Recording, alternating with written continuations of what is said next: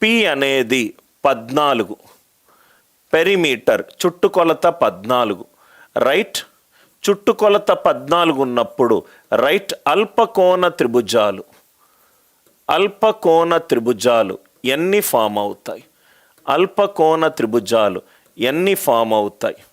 అధిక కోణ త్రిభుజాలు ఎన్ని అధిక కోణ త్రిభుజాలకు భుజాలు కనుక సహజ సంఖ్యలు అవుతే నాకు చుట్టుకొలత 14 వస్తుంది. ఎన్ని లంబకోణ త్రిభుజాలకు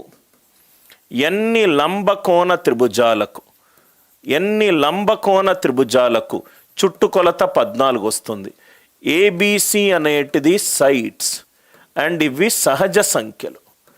ఏబిసి అనేటివి సైడ్స్, ఇవి సహజ సంఖ్యలు. చాలా ఇంపార్టెంట్.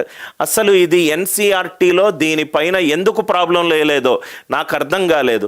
ఒక 2 లైన్లు రాస్తున్నది సార్. జామెట్రీ స్టార్ట్ చేసేటప్పుడు 2 లైన్లు రాస్తున్నది. రైట్ ప్రాబ్లం క్రియేట్ చేసేటప్పుడే నాకే అనిపించింది మంచి అండర్స్టాండింగ్ ఉంటుంది సార్. ఇక్కడ చుట్టుకొలత ఇచ్చాడు సార్. చుట్టుకొలత ఎంత ఇచ్చాడు? 14 ఇచ్చాడు. అంటే మీకు సింపుల్, మీకు అర్థమయ్యే ఎగ్జాంపుల్లో చెప్పాలంటే ఇప్పుడు 3, 4, 5 తీసుకోండి. దీని చుట్టుకొలత ఎంత? 12. పెరిమీటర్ 12గా ఉన్న ఎన్ని లంబకోణ త్రిభుజాలు ఉంటాయి? ఒక ఎగ్జాంపుల్ 3, 4, 5. 3, 4, 5. సో ఈ 3, 4 జనరల్గా మనకు టెక్స్ట్ బుక్లో ఇది ఇస్తాడు, చుట్టుకొలత కనుక్కోవాలి. చుట్టుకొలత ఇచ్చాను, అట్లా ఎన్ని లంబకోణ త్రిభుజాలు ఉన్నాయి అని అన్నాను. లంబకోణ త్రిభుజాలు చేసినప్పుడు కాన్సెప్ట్ అర్థమవుతే అల్పకోణ త్రిభుజము చేస్తాము, రైట్ అధిక కోణ త్రిభుజము చేస్తాం. చూడండి సార్, ఫస్ట్ ప్రాబ్లం నేను సాల్వ్ చేస్తున్నాను, రైట్. సెకండ్ ప్రాబ్లం మీరు సాల్వ్ చేయండి సో దట్ మీకు ఐడియా వస్తుంది. ఫస్ట్ పెరిమీటర్ 14 ఇప్పుడే డిస్కస్ చేశాను. p/3 ≤ c p/2.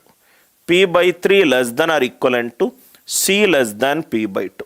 c ఏంటి సార్? ఇక్కడ లార్జెస్ట్ సైడ్. నాకు అన్నిట్లో ఉపయోగపడుతుంది largest side. c largest side అంటే ఇక్కడ 14/3 ≤ c (14/2). 14/3 ఎంత? 3 4 12 20. 3.66 ≤ c 4.66 ≤ c 7. 4.66 ≤ c 7 అంటే c ఏ వాల్యూలు తీసుకోవచ్చు? c 5 తీసుకోవచ్చు, లేకపోతే c 6 తీసుకోవచ్చు. ఈ పాయింట్ అందరికీ అర్థమైందా? ఏబిసి సహజ సంఖ్యలు అన్నాడు కదా సార్. చుట్టుకొలత 14 అయినప్పుడు p/3 ≤ c p/2. ఇప్పుడే మనం ఈ కాన్సెప్ట్ చేసాం. 14/3 ≤ c (14/2). ఇదేమో 4.66, ఇదేమో 7. అంటే c 5 తీసుకోవచ్చు, లేకపోతే 6 తీసుకోవచ్చు. 5 లేకపోతే 6. త్రిభుజంలో 3 భుజాలు ఉన్నాయి ఏబిసి. అంటే a + b మిగతాది ఎంత అవుతుంది? 9. ఎందుకంటే ఈ రెండింటినీ కలుపుతనే నాకు 14 రావాలి. ఈ రెండింటినీ కలుపుతనే నాకు 14 రావాలి. c 6 తీసుకున్నాను అనుకోండి, a + b ఎంత అవుతుంది? 8 అవుతుంది. మొట్టమొదటి క్వశ్చన్, అల్పకోణ త్రిభుజంలో కండిషన్ ఏంటి sir? c² < a² + b². c² < a² + b². అంతే కదా sir. a + b 9, a and b ఏంటి? సహజ సంఖ్యలు. 1 + 8, 2 + 7, 3 + 6, 4 + 5. ఇవే కదా సార్ కేసులు. మ్యాక్సిమం భుజం యొక్క సైడ్ ఎంత? 5. దీంట్లో 5 కంటే తక్కువ ఈక్వల్ ఉండాలి. ఎక్కువ ఉంటే b లార్జెస్ట్ సైడ్ అవుతుంది. c నేను లార్జెస్ట్ సైడ్ అన్నాను. 1 + 8 పోయింది, 2 + 7 పోయింది, 3 + 6 నాకు మ్యాక్సిమం 5 ఉండాలి. కాబట్టి ఇది కూడా పోయింది. అంటే c² 5² < 4² + 5². 25 25 + 16 41. 25 41 డెఫినెట్గా ఎస్. అంటే ఒక అల్పకోణ త్రిభుజం ఏంటి? 5 5 4. ఒకటి అల్పకోణ త్రిభుజం ఏంటి 5, 5, 4. చాలా జాగ్రత్తగా చూడండి సార్, మీకు కాన్సెప్ట్ అర్థమవుతూనే మీకు ఈ ప్రాబ్లం సాల్వ్ చేస్తారు. రైట్, డైరెక్ట్గా ఫార్ములాలు చెప్పే టీచర్ని కాదు నేను. చాలా జాగ్రత్తగా ఆలోచించండి. సి ఈక్వలెంట్ టు 6 అంటే a plus b equivalent to 8. C square less than A square plus B square. A plus b 8 అంటే 1 + 7, 2 + 6, 3 + 5, 4 + 4. మ్యాక్సిమం వాల్యూ 6 ఉన్నప్పుడు 7 ఉండే ఛాన్స్ లేదు. 6 స్క్వేర్ లెస్ దాన్ 2 square plus 6 square. Definite guess. 6 square less దాన్ 3 square plus 5 square. 36 less than 34. 6 square less దాన్ 4 square plus 4 square.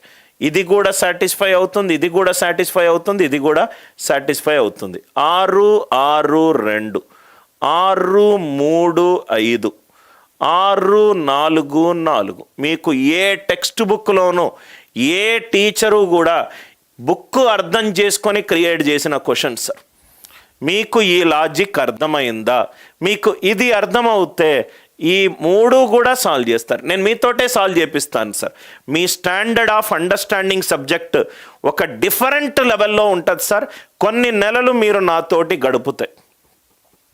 ఇది అందరికీ అర్థమైందా?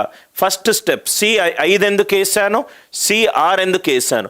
C 5 వేసిన తర్వాత ఏ plus B ఎంత సార్?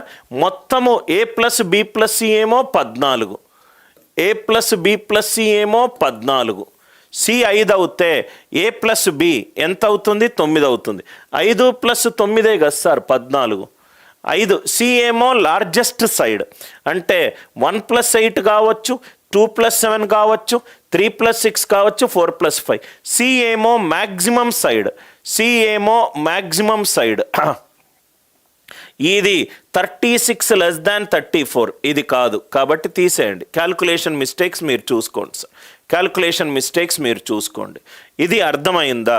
ఇక్కడ మ్యాక్సిమం 5 ఉంది కాబట్టి ఒక సైడ్కి 8 ఇచ్చే ఛాన్స్ లేదు, 7 ఇచ్చే ఛాన్స్ లేదు, 6 ఇచ్చే ఛాన్స్ లేదు. 4, 5 ఇస్తున్నాను. 5 స్క్వేర్ లెస్ దాన్ 4 square plus 5 square. 25 less than 41. Definite guess. 5, 5, 4 అంటే ఇది అల్పకోణ త్రిభుజము. దాని చుట్టుకొలత ఎంత? 14. Right. C equivalent to 6, a plus b 8. C largest side కాబట్టి 6 కాబట్టి 6 కంటే తక్కువ ఉండొద్దు. ఇది 2 + 6 పెట్టుకొని చూడండి, ఇది కూడా సాటిస్ఫై అవుతుంది. ఇది కాట్లేదు, ఇది అవుతుంది. 4 + 4 అంటే ఈ ప్రాబ్లము వింటే మీకు అర్థమయ్యేది ఏంటంటే సారు చాలా ఏంటంటే ఫండమెంటల్స్ నుంచే ప్రాబ్లమ్స్ సాల్వ్ చేస్తున్నాడు. Are you all with me? Mounika, a plus b 8 ఎలా వచ్చింది? ఈ రెండింటిని కూడితే 14 కదమ్మా, ఈ రెండింటిని కూడితే 14. ఎస్ మమత, 635 సాటిస్ఫై కాదు, 635 సాటిస్ఫై కాదు. దయచేసి అందరూ రిప్లై చేయండి సార్. అర్థమవుతే మనము ఇదే ఇంకో క్వశ్చన్లో కూడా చేసాం. ఏం చేసాం sir? C square less than ఏ square plus B square. A B C భుజాలు ఇచ్చినప్పుడు సి లార్జెస్ట్ సైడ్ కాకుండా భుజాలు ఇచ్చినప్పుడు అది అల్పకోణ త్రిభుజమో కాదో చేశాము. ఇక్కడ భుజాలు ఇవ్వలేదు, ఏమిచ్చాడు? చుట్టుకొలత ఇచ్చాడు. అందరికీ క్లియర్ అవుతే ఎస్ అని చెప్పి రిప్లై చేయండి సార్. అందరికీ క్లియర్ అవుతే ఇది కూడా చూడండి. 36 లెస్ దాన్ 40 ఇది అవుతుంది. 6, 2, 3 ఏమీ కన్ఫ్యూజన్ లేదు. 2 ప్రాబ్లమ్స్ చేస్తే మీకు అంతా క్లియర్ అవుతుంది సార్, అంతా క్లియర్ అవుతుంది. జస్ట్ మీరు ఫస్ట్ టైం వింటున్నారు కాబట్టి కన్ఫ్యూజన్ వస్తుంది. కొంచెం మీరు అర్థం చేసుకొని చేస్తే అర్థం. ఇంకో 2 చేసేసరికి కన్ఫ్యూజన్లు తీరిపోతాయి సార్. సెకండ్ ప్రాబ్లం నేను మీతోటే క్లాస్లో చేపిస్తాను sir. Obtuse angled triangle, అబ్ట్యూజ్ angled triangle. దీని తర్వాత ఇంకో ఎగ్జాంపుల్ కూడా చూద్దాం sir. Obtuse angled triangle, right angled triangle, అబ్ట్యూజ్ angled triangle and right angled triangle. Right angled triangle, అధిక కోణ త్రిభుజము, అధిక కోణ త్రిభుజము. రైట్. నా ఇక్కడ చూడండి సార్. 644 ఎక్కడైనా 36 లెస్ దాన్ 32 ఇది కూడా కాదు. సో కాబట్టి క్యాల్కులేషన్ చూసుకొని చేసుకోండి. 36 less than 40, 25 less than 41. So 5, 5, 4 ఒకటి వచ్చింది, 6, 6, 2 ఒకటి వచ్చింది. క్యాల్కులేషన్ కరెక్ట్ చూసుకోండి. ఎక్కడైతే కాదో దాన్ని తీసేయండి. ఆ క్యాల్కులేషన్స్ మీరు చూసుకుంటారు. ఎస్ ఫరీదా 644 సాటిస్ఫై కాదు, 635 సాటిస్ఫై కాదు. రైట్, రెండో ప్రాబ్లం అర్థమైంది కదా sir? Obtuse angled triangle. Step number 1 step by స్టెప్గా చెప్తున్నాను sir. P/3 less than or equivalent to C less than P/2. C నాకు ఎంత వచ్చింది సార్? సి నాకు 5 అయినా కావచ్చు, లేకపోతే 6 అయినా కావచ్చు. A+B ఏమవుతుంది? పెరిమీటర్ 14 ఇచ్చాడు కాబట్టి ఇది 9 అవుతుంది. ఇది ఎంత అవుతుంది? ఇది 8 అవుతుంది. ఇది 8 అవుతుంది. అంతే కదా సార్? నౌ ఇది 2 కేసులు. 19 అవుతే 18 కాదు, 27 కాదు, 36 కాదు, 45. ఈ 3 కేసులు అయితే కాదు. ఎందుకనంటే c largest side, c largest side, largest side. ఇదేమో అధిక కోణ త్రిభుజము. కండిషన్ ఏంటి? C² greater than A² plus B². C ఏమో 5, 5² greater than 5² plus 4². 25 greater than 41 కానే కాదు. ఈ కేసులో ఏదీ రాదు. ఈ కేసులో C6, A+B 8, 1 7, 2 6, 3 5, 4 4.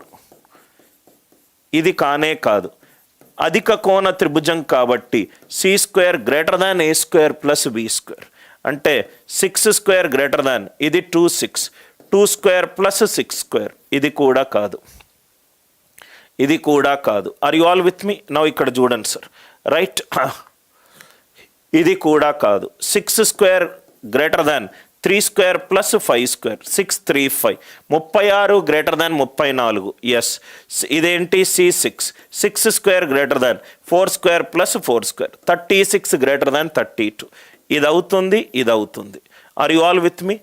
6 3 5 ఒకటి అవుతుంది, 6 4 4 ఒకటి అవుతుంది, 6 4 4 ఒకటి అవుతుంది.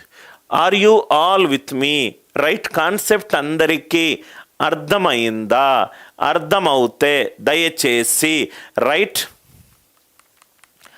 ఎస్ అని రిప్లై చేయండి. డౌట్ ఉంటే అడగండి. రైట్ యాంగిల్ ట్రయాంగిల్ ఇది C5 ఉందనుకోండి, ఆర్ C6 ఉందనుకోండి. A+B ఎంత అవుతుంది? 9 అవుతుంది. A+B ఎంత అవుతుంది? 8 అవుతుంది. 9 అవుతే 1 + 8, 2 + 7, 3 + 6, 4 + 5. సి లార్జెస్ట్ సైడ్ కాబట్టి ఇది కాదు. 5² ఈక్వలెంట్ టు 5² ప్లస్ 4² కాదు. రైట్, ఇది కూడా 1 + 7, 2 + 6, 3 + 5, 4 + 4. ఇది కాదు. 6² ఈక్వలెంట్ టు 2² ప్లస్ 6² కాదు. 6² ఈక్వలెంట్ టు 3² ప్లస్ 5² కాదు. 6² ఈక్వలెంట్ టు 4² ప్లస్ 4² కాదు. Right, are you all with me? అందరికీ క్లియర్ అయిందా?